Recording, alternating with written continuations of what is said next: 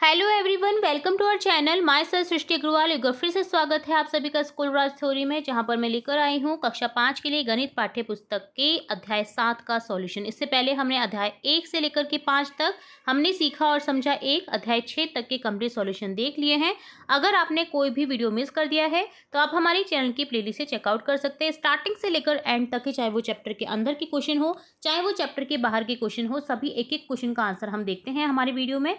तो अगर आपने अभी तक कोई भी वीडियो मिस कर दिया तो हमारी चैनल की प्लेलिस्ट से चेकआउट कर सकते हैं। यहाँ पर हम स्टार्ट करने जा रहे हैं अध्याय 7 चैप्टर 7 गणित का जादू। राधा अपनी माँ के साथ बाजार घूमने जाती है। तो राधा बोलती है, माँ आज हम सेब खरीदते हैं, यानी एप्पल। माँ बोलती है दुकानदार से, एक पेटी में कितने सेब आते हैं? तो दुकानदार बोलता है एक पेटी में 24 सेब आते हैं। माँ पूछती है एक सेब कितने रुपए का है? दुकानदार बोलता है एक सेब का मूल्य 14 रुपये है। राधा बोलती है, माँ एक सेब के 14 रुपये है, तो 12 सेब के कितने होंगे? तो 12 × 14 कर दीजिए, 168 रुपये।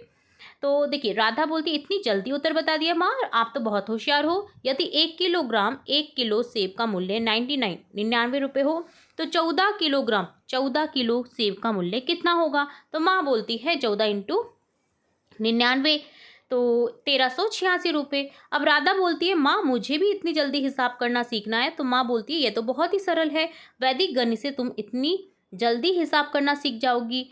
तो इस अध्याय में हम वैदिक गणित का अध्ययन करेंगे, जो कि काफ़ी इंपॉर्टेंट है। आजकल सभी स्टूडेंट्स को सीखनी चाहिए वैदिक गणित। तो देखिए, क्वेश्चन है, यदि एक सेब का मूल्य 14 रुपये है तो 24 सेब का मूल्य कितना होगा? तो आंसर हो जाएगा यहाँ पर, देखिए, एक सेब का मूल्य अगर 14 रुपये है तो 24 सेब का मूल्य यहाँ पर होगा। देखिए, आपको करके बता देती हूँ मैं यहाँ पर ब्लैंक स्पेस में। तो देखिए, 24 × 14, ठीक है। तो देखिए, 4 चौके 16, 4 दूनी 8 और 1 9, 24। तो यहाँ पर देखिए 6, 9 और 4 13, और यहाँ पर 2 और 1 3, 336, ठीक है। 336 रुपये हो जाएंगे 24 सेब का मूल्य, ठीक है। यदि 1 किलोग्राम अंगूर का मूल्य, अगर नेक्स्ट क्वेश्चन है, यदि 1 किलोग्राम अंगूर का मूल्य 98 रुपये, तो 15 किलोग्राम अंगूर का मूल्य कितना होगा? तो 15 × 98, तो 98 × 15 कर दीजिए, 5 × 8 = 40, 5 × 9 = 45 और 4 49, 98। तो यहाँ आंसर बचा 0, 8 और 8 16 और 1 17, 9 और 5 14। तो यहाँ पर हो जाएगा 1470, ठीक है, 15 किलोग्राम। तो इस तरह से आप आंसर निकाल सकते हैं। पिछली कक्षाओं में हम वैदिक गणित में एकाधिकेन, एकाधिकेन पूर्वेन, एक न्यूनेन, एक न्यूनेन पूर्वेन एवं परम मित्र अंकों की सहायता से योग तथा व्याकरण करना सीखा। अब आओ पुनः अभ्यास करते हैं। एकाधिक क्या होता है? एकाधिक का अर्थ है संख्या से एक अधिक, ठीक है। उदाहरण के लिए, यदि कोई संख्या 2 है तो उसका एकाधिक क्या होगा? 3। यहाँ चिन्ह जो है ऊपर देखिए, आपको दिख रहा है, एकाधिक चिन्ह कहलाता है। ये जो ऊपर दिख रहा है आपको 2 के ऊपर, ठीक है। तो दी गई संख्या का एकाधिक अंक बताइए। 5 का एकाधिक कितना हो जाएगा? 6। 0 का एकाधिक यानी एक ज़्यादा 1, 9 का एकाधिक 10, 12 का एकाधिक 13, 99 का एकाधिक 100, 49 का एकाधिक 50, 33 का एकाधिक 34, 70 का एकाधिक 71, 27 का एकाधिक 28, 52 का एकाधिक 53, ठीक है। 12 का एकाधिक 13। तो इस तरह से एक संख्या अधिक यहाँ पर एकाधिक कहलाता है। और देखिए, ये चिन्ह है जो आपको ऊपर संख्या में मिलेगा, जिसका भी पूछा जा रहा है। अब क्या है? एकाधिकिन पूर्वेन। तो एकाधिकिन पूर्वेन का अर्थ होता है पूर्व से एक अधिक, जो पहले है उससे एक अधिक। जैसे यह सूत्र कहता है पूर्व अर्थात पहले वाले अंक से एक अधिक करना है। उदाहरण के लिए 29 में अंक 9 का एकाधिकिन पूर्वेन क्या है? 9 से पूर्व क्या है? 2, 2 के ऊपर एकाधिक चिन्ह लगा देते हैं। इस प्रकार 29 में अंक 9 का एकाधिकिन पूर्वेन हो जाएगा 39, ठीक है। तो जो संख्या है उससे एक पहले का अधिक करना है, आपको पहले वाले अंक से एक अधिक करना है। तो ये पूर्वेन होता है जो दी गई संख्या है। जैसे 17 में अंक 7 का एकाधिकिन पूर्वेन कितना हो जाएगा? 27। इसी तरह 32 में 2 का एकाधिक ऋण पूर्व ऋण, 2 से पहले 3, 3 का एकाधिक 4, तो 45 यहाँ पर 2 का एकाधिक ऋण पूर्व ऋण हो जाएगा। 135 में 3 का एकाधिक ऋण 235। 107 में अंक 1 का एकाधिक ऋण, अब देखिए 1 का एकाधिक ऋण क्या हो जाएगा यहाँ पर 107 में, तो देखिए 107 में 1 का एकाधिक यहाँ पर है, देखिए 0 करके हम इसको लिखेंगे, तो 0 का एकाधिक 1 है, तो 0 का एकाधिक हो जाएगा 1, तो यहाँ पर 1107 है। तो हो सकता है यहाँ पर प्रिंटिंग मिस्टेक भी है, ये इस तरह से यहाँ पर है ना, तो इससे आप देख सकते हैं। इसी तरह से देखिए 154 में अंक 5 का एकाधिक ऋण, यहाँ पर बेसिकली इस तरह से होना चाहिए था। 107 में 1 का एकाधिक ऋण तो हो जाएगा यहाँ पर, इससे पहले हम मानेंगे 0, ठीक है, क्योंकि यहाँ पर देखिए 1 का एकाधिक ऋण पूछा है, तो अब एकाधिक ऋण पूर्व ऋण क्या होता है 1 से पहले वाला, अब 1 से पहले क्या होगा 0, तो इस तरह 0 का एकाधिक ऋण हमें पूछा है, तो 0 का एकाधिक ऋण 1 है, तो 1107 यहाँ पर आंसर हो जाएगा, तो ये सही है, ठीक है, प्रिंटिंग मिस्टेक नहीं है। इस तरह से आप यहाँ पर करेंगे, क्योंकि 1 का एकाधिक ऋण पूछा है, यहाँ पर 1 का एकाधिक ऋण हमें दे नहीं रखा है, हम 0 मान लेंगे। इसी तरह 154 में 5 का एकाधिक ऋण पूर्व ऋण, 154 में 5 का एकाधिक ऋण पूर्व ऋण 254 हो जाएगा, क्योंकि इससे पहले 1 है। इसी तरह से 279 में 279 में 9 का एकाधिक ऋण हो जाएगा 289, ठीक है। इसी तरह से देखिए 69 का एकाधिक ऋण, अब देखिए 69 में 6 का पूछा है, तो 6 से पहले क्या हो जाएगा यहाँ पर 6 से पहले, यहाँ पे 6 से पहले क्या होना चाहिए, क्योंकि 6 का पूछा है ना एकाधिक ऋण, तो यहाँ पर 6 से पहले क्या होगा 5 होगा ना, तो 569 है 5 का एकाधिक ऋण, अब 600 यहाँ पर आंसर होगा आपके पास में ये, तो इसको आप करेक्ट कर लीजिए। जब संख्या में पूर्व अंक नहीं होते तो संख्या में सबसे बाईं और शून्य लगा देते हैं, ठीक है, तो इस तरह से देखिए यहाँ पर आप इस तरह से करिएगा, ये सही है। तो देखिए अब यहाँ पर अब संख्या 6 का पूछा है, अब 6 से पहले कोई संख्या नहीं है ना, तो हम शून्य लगा देंगे, शून्य का एकाधिक ऋण क्या हो जाएगा 1 और 6 9, इस तरह से यहाँ पर पूर्वाधिक ऋण एकाधिक ऋण पूर्व ऋण जो क्या हो जाएगा 69 का 169, ठीक है। तो ये बात आपको याद रखनी है कि जब संख्या में पूर्व अंक नहीं होता तो संख्या में सबसे बाईं और शून्य लगा देते हैं, जैसा आप ये एग्जाम्पल्स देख रहे हैं। इसी तरह देखिए 1 का एकाधिक ऋण पूर्व ऋण पूछा है, तो हो जाएगा 0 मान लेंगे, तो 0 का 1, तो 1128 यहाँ पर हो जाएगा 128 का, ठीक है। तो इसी तरह से आपको निकालना होता है एकाधिक ऋण पूर्व ऋण। अब क्या है एक न्यून, एक न्यून का अर्थ होता है किसी संख्या से एक कम, अभी तक तो हमने अधिक देखा, अब एक कम एक न्यून। उदाहरण के लिए कोई संख्या 10 है तो उसका एक न्यून होगा 9, ठीक है, और इसकी यहाँ पर देखिए इस तरह से चिन्ह बना रहता है, ये एक न्यून चिन्ह कहलाता है। 9 का एक न्यून क्या हो जाएगा न्यून 8, 20 का एक न्यून 19, 45 का 44, 262 का 261, 87 का एक न्यून 261, 87 का एक न्यून 86, 75 का एक न्यून 74, ठीक है। तो यहाँ पर ये आपको 86 करना है, 87 का एक न्यून बराबर हो जाएगा 87 माइनस 1 86, ठीक है। तो इस तरह से आपको ये करना है यहाँ पर।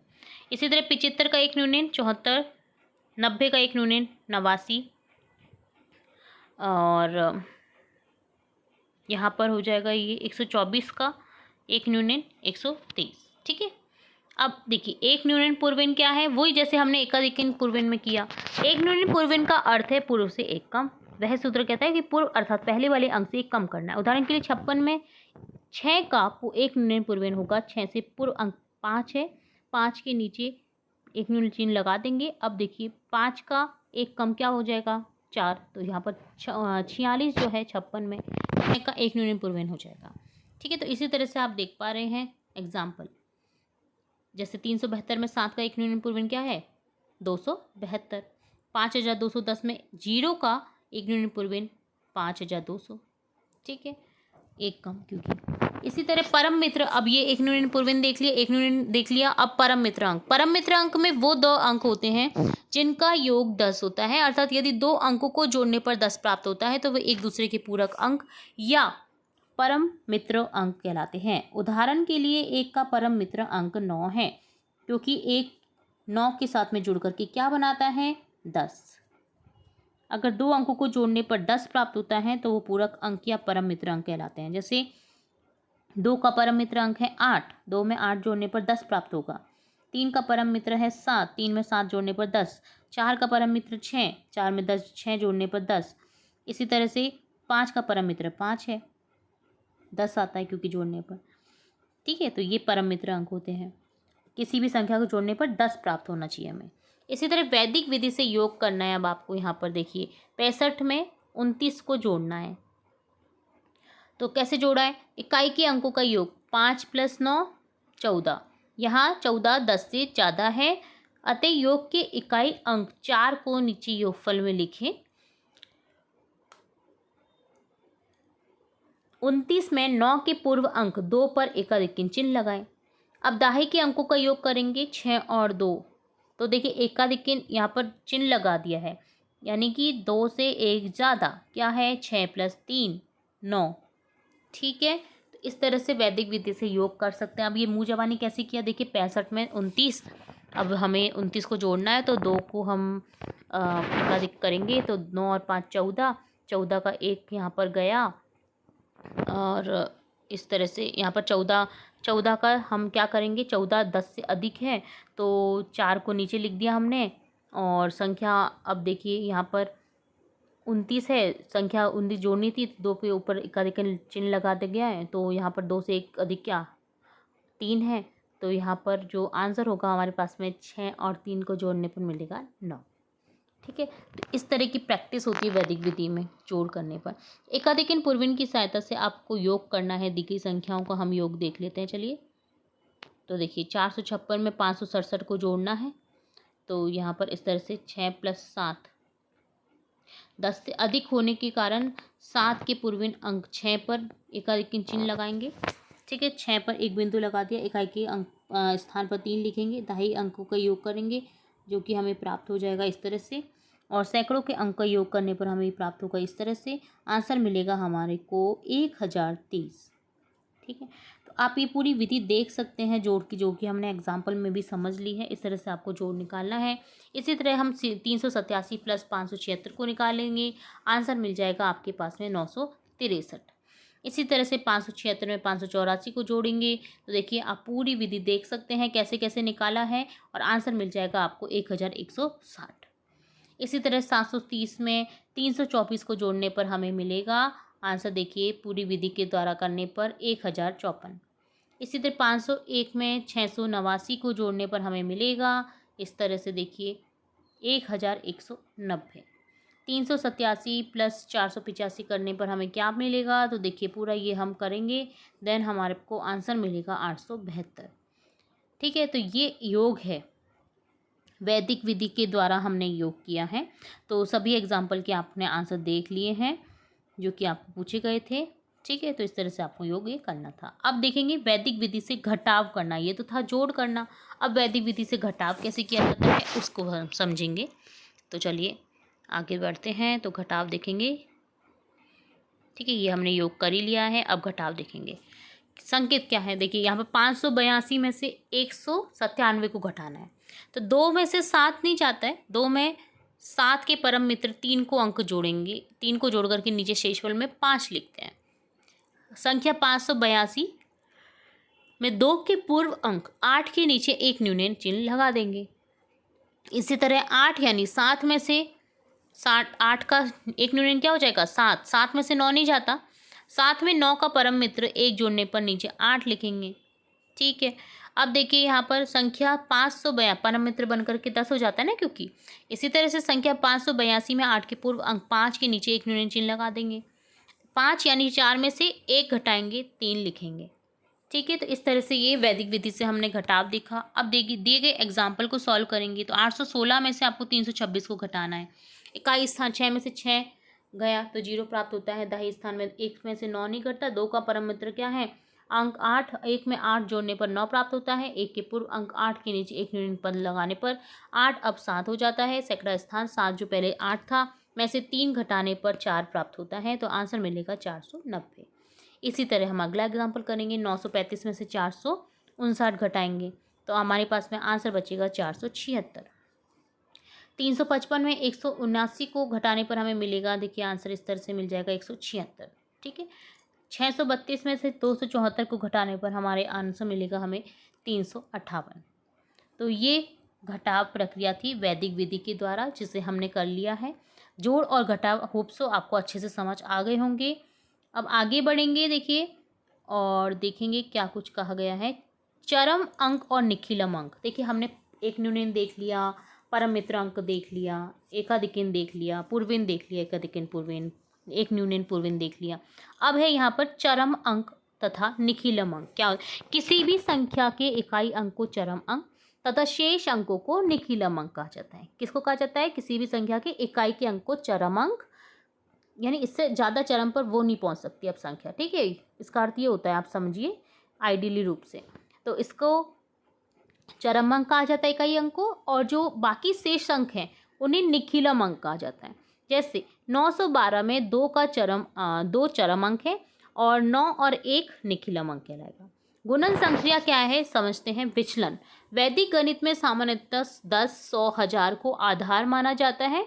यदि संख्या में आधार को घटा दिया जाए तो प्राप्त संख्या विचलन कहलाती है, ठीक है। तो आधार क्या है? जैसे कोई सी संख्या, जैसे 90 है, 90 में से 10 घटा दिया तो वो विचलन। प्राप्त संख्या जैसे 80 है तो वो विचलन कहलाती है, ठीक है। यदि संख्या आधार से छोटी है, अब आधार हमने 90 माना, 10 माना, ठीक है। यदि संख्या आधार से छोटी है तो विचलन ऋणात्मक होगा, और संख्या आधार से बड़ी होने पर पॉजिटिव होगा, धनात्मक होगा। जैसे संख्या है 8, आधार 10 होने पर हम क्या करेंगे? 10 में से 8 को घटाएंगे, विचलन हमें क्या प्राप्त होगा? 2, नेगेटिव में प्राप्त होगा क्योंकि कम है ये, ठीक है। अब देखिए यहाँ पर ज़्यादा का भी एग्जाम्पल समझ लीजिए आप। इसी तरह से आधार 100 मानने पर देखिए 103 में विचलन हमें 3 अंक ज़्यादा प्राप्त हो रहा है, आधार 100 होगा तो, ठीक है। तो यहाँ पर विचलन पॉजिटिव में दिखा। इसी तरह से 12 में देखिए, 12 में आधार से 2 ज़्यादा है तो ये धनात्मक मिलेगा, ठीक है। तो आधार मानने पर ये डिपेंड करता है विचलन, ठीक है।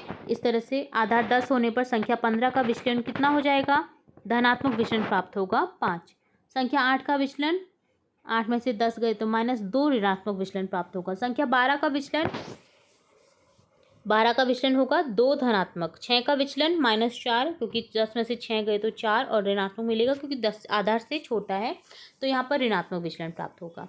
अब विचलन ज्ञात करेंगे। आधार 10 होने पर देखिए 15 का विचलन +5, 18 का +8, 7 का -3, 13 का विचलन +3, 4 का विचलन +4।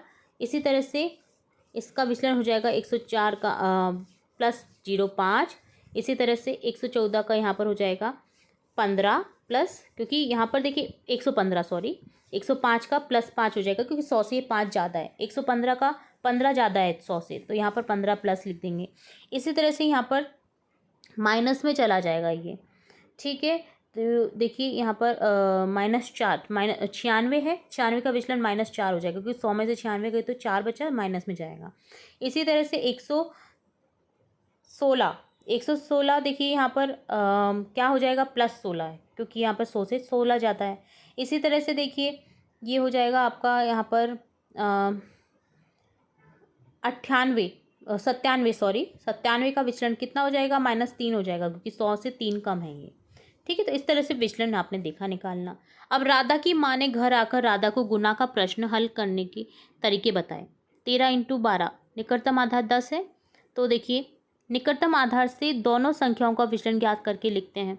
तो देखिए 13 का +3, 12 का +2, अतः गुणनफल क्या हो जाएगा? 15, 6। यहाँ पर देखिए ये क्या है? 15 हो जाएगा क्योंकि जोड़ेंगे हम 3 और 2 को जोड़ेंगे ना, तो यहाँ पर 15 हो गया, ठीक है। और यहाँ पर ये 3 और 2 ये हो गया 6, तो यहाँ पर आंसर मिलेगा 156। कैसे? गुणन को 2 भागों में लिखते हैं, एक संख्या प्लस दूसरी संख्या का विचलन। तो देखिए 13 + 2 और +3 × 2, तो 12 + 3, या आप ये इसे इस तरह से भी लिख सकते हैं 12 + 3 या +2 × 3। तो दाएं भाग में आधार में शून्य की संख्या के बराबर में अंक लिखते हैं, अधिक होने पर बाएं भाग में जोड़ते हैं, तो दोनों भागों को मिला देते हैं। तो राधा माँ आपने ये गुणा कैसे हल किया? ये एक वैदिक गणित की विधि है, माँ कहती है। इस विधि को निखिलम सूत्र विधि कहते हैं। इसमें 10 या 100 या 1000 के निकट संख्या होती है, तो हम इस विधि से गुणा करते हैं। जैसे 13 एवं 12 में दोनों संख्याएं 10 के निकट हैं। 13 10 से 3 ज़्यादा है, 12 10 से 2 ज़्यादा है, 13 का विचलन 3 है, 13 के सामने तथा 12 का विचलन 2 है, 12 के सामने लिखते हैं। विधि होती है दोनों संख्या को गुणन करना होता है, इसका निकटतम आधार 10 या 100 का चयन करते हैं, इसी आधार पर विचलन ज्ञात कर संख्याओं के सामने विचलन लिखते हैं। इसके पश्चात दोनों विचलनों का गुणा करते हैं। आधार 10 हो तो हम विचलनों के गुणनफल का एक अंक दाहिनी पक्ष में लिखेंगे। यदि आधार 100 हो तो हम 2 अंक दाहिनी पक्ष में लिखेंगे। शेष गुणनफल के अंकों को बाएं पक्ष में जोड़ेंगे। यदि विचलनों का गुणनफल ऋणात्मक हो तो बाएं पक्ष से एक हांसी लेकर इसे धनात्मक संख्या में बदल देंगे। उदाहरण जैसे 13 गुना 12, आधार 10 है, विचलन 3 + 3 और +5 है। विचलनों का गुणनफल +3 + 5 का गुणनफल क्या होगा? 15। बाएं पक्ष में 13 + 5 18, 15 + 3 क्या होगा? 18। ठीक है। दाएं पक्ष में 15 में से दाईं अंक 1 को बाएं पक्ष में जोड़ देते हैं। यहाँ आधार 10 है, अतः दाएं भाग में एक ही अंक 5 आएगा तथा दूसरे अंक 1 को बाएं भाग में जोड़ देते हैं। अंत में विभाजक चिन्ह या हटाकर लिखते हैं। ठीक है। 18 + 1 या 5 195। तो इस तरह से गुणन करते हैं। 13 गुना 7 का भी आप देख लीजिए, इसी तरह से है 91 जो ज्ञान से मिलेगा। तो इस तरह से आप देख पा रहे हैं सभी जो आपकी गुणनफल वाली संख्या है। 105 गुना 106 का भी देखिए 5 और 6 ज़्यादा है क्योंकि 100 से यहाँ पर। तो इस तरह से आपको लिखना होता है 105 + 6 या +5 गुना +6 111 या +30 और ये हो गई आपकी संख्या। टोटल मिलाकर के लिखेंगे तो 11130। इसी तरह से 112 गुना 90 को कर दीजिए। तो इस तरह से आपने देखा यहाँ पर गुणनफल वाली संख्याएं। अब निम्नलिखित सूत्र से गुना कीजिए 10 और 100 मान करके ये दी गई संख्याओं को निखिलम सूत्र से। तो देखिए 11 गुना 11 हो जाएगा यहाँ पर निखिलम सूत्र से हम जब करेंगे तो 121। इसी तरह से 12 गुना 8, आधार का चुनाव 10 करेंगे क्योंकि देखिए 12 तो है 2 ज़्यादा और 8 है 2 कम, तो विचलन हो गया यहाँ पर इस तरह से और आपका आंसर मिल जाएगा आपको 96। इसी तरह 101 गुना 105 कितना हो जाएगा? यहाँ पर आंसर मिलेगा 10,605। 102 गुना 98 कितना हो जाएगा? 102 गुना 98 हो जाएगा आपका 9,996। इसी तरह से 93 गुना 97 कितना हो जाएगा? यहाँ पर आंसर मिलेगा 9,021। 9 गुना 7 कितना हो जाएगा? 63। 12 गुना 15 कितना हो जाएगा? 180। 107 गुना 109 हो जाएगा 11,663। 104 गुना 27 2,808। तो इस तरह से देखिए सभी जो वैदिक विधि से गुणनफल है हमने देखे हैं, आपको आंसर सहित बताया है और हमने समझ भी लिया है। होप सो आप वीडियो को फिर से देख करके इस पूरी प्रक्रिया को समझ सकते हैं इजीली देख करके। ठीक है। तो ये हमने देखा गुणनफल वाला क्वेश्चन। अब देखिए यहाँ पर आगे जो क्वेश्चन पूछे गए ना वो भी हमने देख ही लिए हैं। अब देखिए यहाँ पर देखिए एक न्यूनन पूर्वेन से गुना कैसे किया जाता है वो भी बता रखा है। तो देखिए राधा की माँ ने राधा को एक अन्य विधि एक न्यूनन पूर्वेन से गुना करके भी बताया। 14 गुना 99 1386। राधा ने माँ से पूछा ये गुना इतनी जल्दी कैसे हो गया, कोई जादू है क्या? माँ ने कहा यह कोई जादू नहीं है, हमें वैदिक गणित पद्धति से आसानी से हल कर सकते हैं। जैसे 14 गुना 99 से 14 घटा दीजिए। 99 से 14 घटाने का हम लिखेंगे तो 14 या 99 - 14 तो 14 का एक कम 4 का एक कम क्या हो जाएगा यहाँ पर 13 और यहाँ पर 99 - 14 की जगह यहाँ पर लिखेंगे 99 - 13। 99 - 13 86 और यहाँ पर 13 का 13 तो 1386 आंसर मिलेगा। इसमें सबसे पहले हम 14 का एक न्यून करते हैं। 14 का एक न्यून 13 हो जाएगा। एक न्यून की संख्या 99 से घटा देते हैं। 99 में से घटा देते हैं। ठीक है। 13 को घटा दीजिए आप, आंसर मिलेगा 86। तो आंसर मिलेगा 1386। तो इस तरह से एक न्यूनन पूर्वेन से गुना बहुत इजी मेथड है। अगर आपको ये आ गया ना तो आप बड़ी से बड़ी संख्या का गुणनफल इजीली कर सकते हैं। इस प्रकार यदि किसी भी संख्या का हम 999 999 से करते हैं तो उस संख्या को एक न्यून कर उस न्यून की गई संख्या को 999 या 999 में से घटा देते हैं। जैसे 15 गुना 99 तो 99 में से 15 का एक न्यून क्या है 14 तो इसको घटा दीजिए 85 तो 1485 आंसर है। इसी तरह से 345 गुना 999 देखिए 345 का एक न्यून 344 तो 344 को घटा दीजिए 999 में से। 655 को घटा दीजिए आप 655 बचा। तो 344, एक न्यून जो 345 का है वो तो लिखेंगे ही, और 655 यहाँ पर आंसर आ जाएगा। तो 3,44,655 यहाँ पर आंसर मिलेगा। तो बहुत ईजी मेथड है, देखिए आप समझ रहे होंगे कि आप मल्टीप्लाई कितनी ईजी वे में कर सकते हैं। ठीक है, तो इस तरह से यहाँ पर हमने देखा मल्टीप्लिकेशन, बहुत ही ईजी मेथड से देखा हमने। ये जो एक न्यून पूर्वेन विधि होती है ना, ये बहुत ही ईजी विधि है किसी भी संख्या को कैलकुलेट करने के लिए। अब देखेंगे हम चैप्टर में आए हुए अभ्यास कार्य का। चैप्टर के क्वेश्चन तो हम देख ही चुके हैं, अब चैप्टर के बाहर के अभ्यास कार्य देख लेते हैं। फर्स्ट क्वेश्चन है 10 के आधार पर विचलन लिखिए। 10 के आधार पर विचलन क्या हो जाएगा यहाँ पर? 10 के आधार पर विचलन 12 का। ठीक है, तो देखिए यहाँ पर आंसर लिखेंगे हम 10 के आधार पर विचलन हो जाएगा आपका आंसर में 12 का विचलन +2, 18 का +8, 6 का -4 और 9 का -1। इसी तरह से देखिए अगला क्वेश्चन, एकाधिकन पूर्वेन लिखिए। एकाधिकन पूर्वेन हमने समझा था, और 89 में 9 का, 125 में 2 का, 76 में 7 का, 703 में 3 का। तो देखिए एकाधिकन पूर्वेन 89 में 9 का एकाधिकन हो जाएगा 9, एकाधिकन पूर्वेन हो जाएगा यहाँ पर 9। ठीक है, 9 का एकाधिकन पूर्वेन 9 ही होगा, क्योंकि 8 का एक ज़्यादा। 125 में 2 का एकाधिकन 225, 2 का एकाधिकन पूर्वेन हो जाएगा यहाँ पर 2 आ जाएगा अंक। ठीक है, तो एकाधिकन पूर्वेन 2 का हो जाएगा यहाँ पर 3। ठीक है, इसी तरह से 76 में 7 का एकाधिकन पूर्वेन अंक 7 पर, तो 78। यहाँ पर 7 का एकाधिकन क्या हो जाएगा 8। 703 में 3 का एकाधिकन 0 का 1 अधिक करेंगे हम, तो देखिए यहाँ पर हो जाएगा एकाधिकन पूर्वेन 1।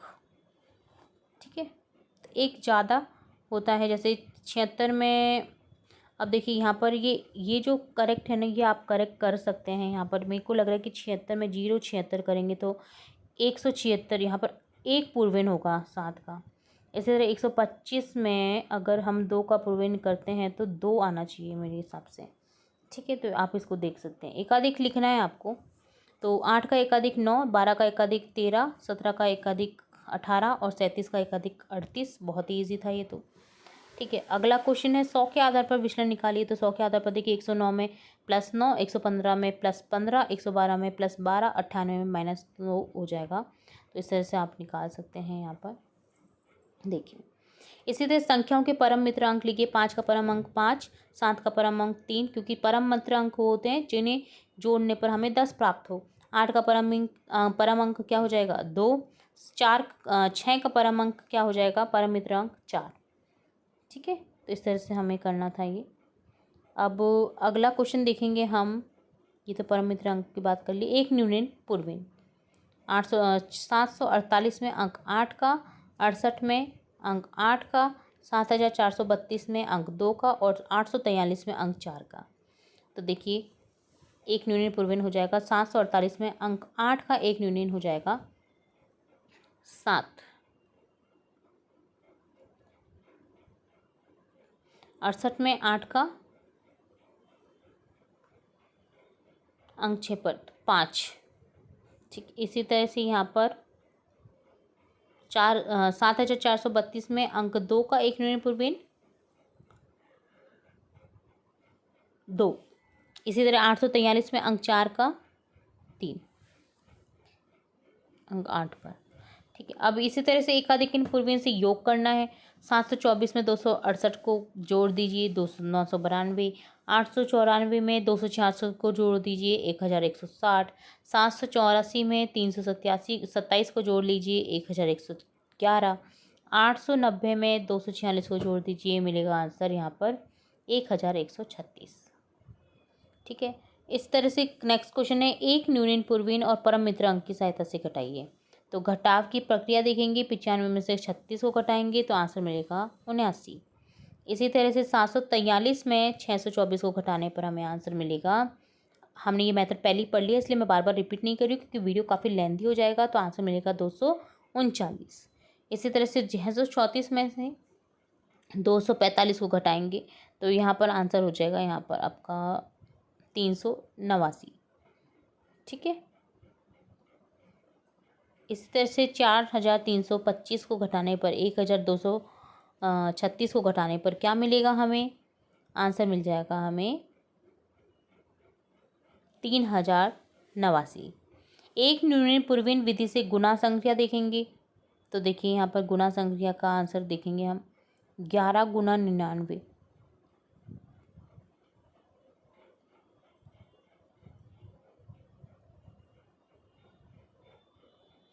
तो आंसर हो जाएगा 11 का 1 न्यूनन 10, 99 में से 10 तक घटाएंगे तो 891। तो देखिए यहाँ पर हमने 10 कर रखा था तो 1089 आंसर हो जाएगा आपके पास संयोजन।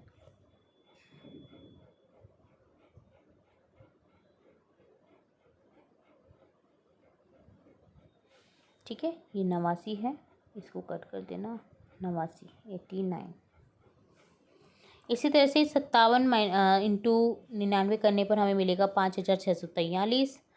325 को 999 से मल्टीप्लाई करने पर मिलेगा 3,24,675।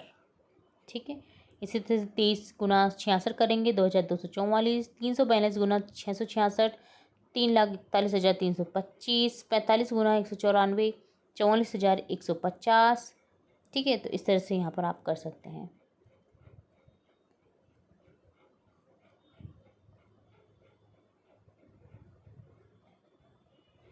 तो ये तो हमने देख लिया एक न्यूनन पूर्वीन विधि से गुणनफल।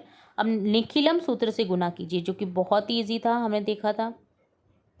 तो इस विधि से हमें निखिलम विधि से देखिए गुणनफल करने हैं तो हम करेंगे। देखिए 117 गुना 103।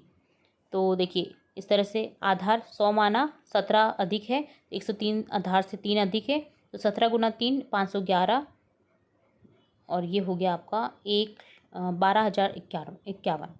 ठीक है, इससे ज़्यादा विधि जो सरल है ना वो एक न्यूनन पूर्वीन विधि है।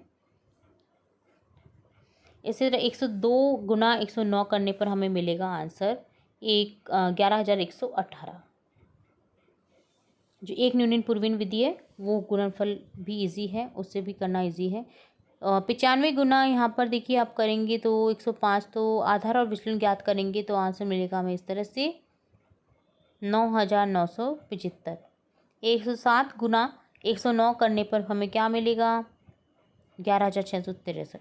निखिलम सूत्र से 104 गुना 97 जो गुना है वो देखिए संक्षिप्त रूप में यहाँ पर इस तरह से आपको दिख रहा है। होप्सो आपको अच्छे से समझ आ गया होगा। 10,088 आंसर मिलेगा यहाँ पर।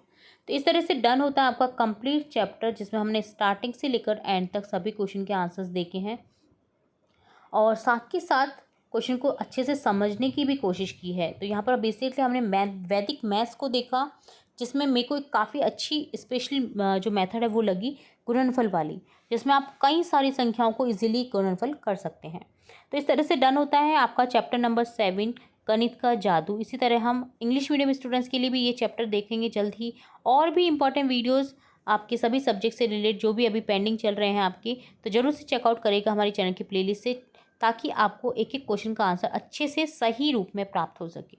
ठीक है, तो फिर मिलेंगे नई वीडियो के साथ। वीडियो अगर पसंद आए तो वीडियो को लाइक करें और चैनल को सब्सक्राइब करें। बेल आइकन में क्लिक करना बिल्कुल ना भूलें, ताकि मैं नेक्स्ट अध्याय जब भी अपलोड करूँ तो तुरंत से नोटिफिकेशन के थ्रू मिल सके। फिर मिलेंगे नई वीडियो के साथ, तब तक के लिए धन्यवाद।